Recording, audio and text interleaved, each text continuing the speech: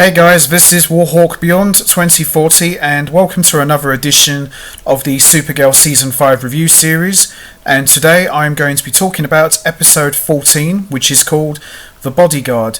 Now, back in episode 13, which was called It's a Super Life, which I thought was absolutely fantastic, that episode was pretty much Mixius Pitalik showing Kara how the events were played out differently if Kara had told Lena much earlier the truth about her Supergirl secret identity, and we saw a number of different scenarios playing out and none of them ended well whatsoever.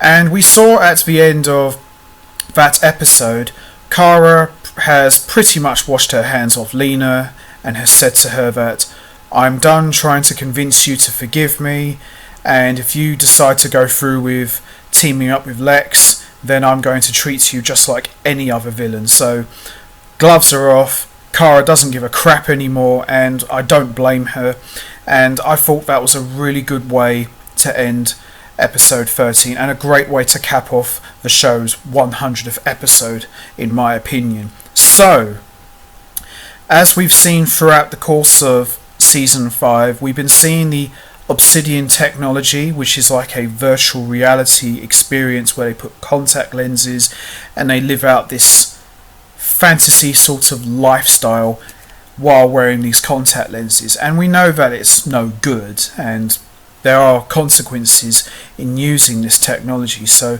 we're seeing more and more of how that's being played out throughout the course of this season. So let's not waste any more time.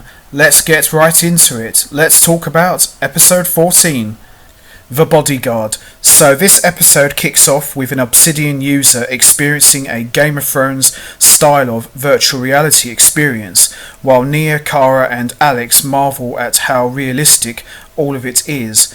Alex is struggling to adapt to her life after the DEO.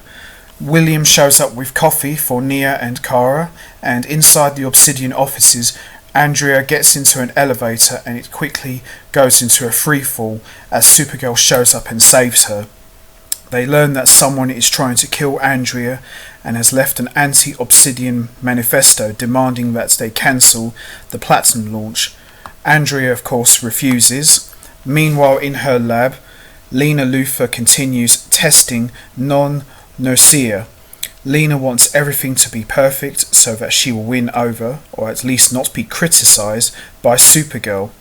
Lex Luthor reveals that he has set up a human trial at a prison that the Luthors own.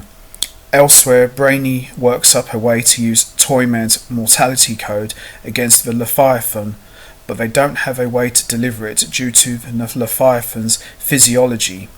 As news about Andrea reaches Lex, he sees this as an opportunity to get closer to the Leviathan and he orders Supergirl to be her bodyguard.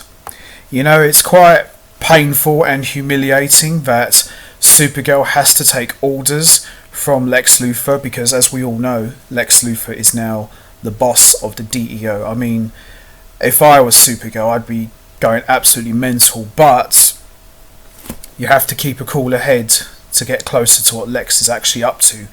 So Supergirl reports to Jean and Alex about her new role and tells them about the pink energy that she noticed. Lex convinces Gemma to let Supergirl guard Andrea. Meanwhile, at the prison, Lena gets to work on her trials and things appear to go according to plan. Supergirl discovers that William will be following Andrea around all day.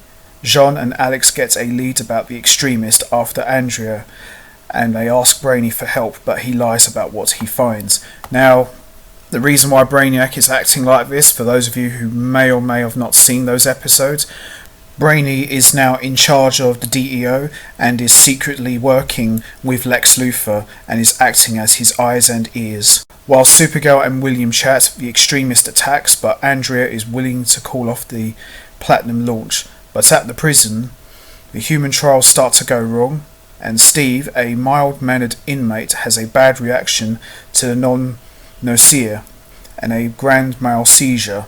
He tells Lena he suddenly felt like he wanted to be the bully, a hunger for revenge and violence. Lena fixed the monsters but broke him, much to her horror. At a farm outside of National City, Jean and Alex encounter one of the extremists, and in distress, Alex signals for Supergirl's help. She ditches Andrea at the DEO and goes to assist. It turns out that Todd Sapphire, a former Obsidian employee who was obsessed with the technology and was subsequently fired, killed himself, and now his wife Amy is the extremist going after Andrea. She attacks at Catco and Supergirl shows up to fight her. However, Amy is able to use her own technology to steal Supergirl's powers, so Dreamer temporarily slows Amy down, but she still heads for the core to stop the launch. Andrea develops her own shadow powers, the ones that we saw before the Crisis event, but had not been displayed since, while she is being held in a DEO holding cell. Brainy tries to access the core's failsafe, but can't, and Andrea shows up to deal with the failsafe herself. With 1 second to spare, Supergirl talks Amy out of her plan. The launch goes live. At the tower, Jean gives Alex a cool Martian weapon that can be literally used anything she envisions it to be. Bit of foreshadowing here, isn't it? Andrea goes full Akurata after picking up the medallion. At the prison, Lena updates Steve's non-Nocere and it works. Kara decides to go on a date with William after all, after realising she's been avoiding her own reality herself. Brainy starts to become more and more disillusioned with Lex Luthor, while Lex Luthor is working closer and closer to get closer to the Leviathan, and that pretty much wraps up this episode. This was a really good episode. As I've said from the beginning, Supergirl Season 5 has been really good. They've been building up serious momentum, and in my opinion, they've been on a really great roll all the way back to Season 3, so it's really good to see they're continuing that trend, and this was a really good episode. I loved this a lot, and I can't think of any dull episodes for Season 5. I mean, the post-crisis stuff for Supergirl has been top-notch. Even the stuff before the Crisis has been really good. So, yeah, I really like this one a lot. So, I'm going to wrap this up now. What did you think of episode 14 of Supergirl? Did you think it was good? Where do you see Brainy ending up? Do you think he'll turn on Lex and tell the others about what he's been up to, or not?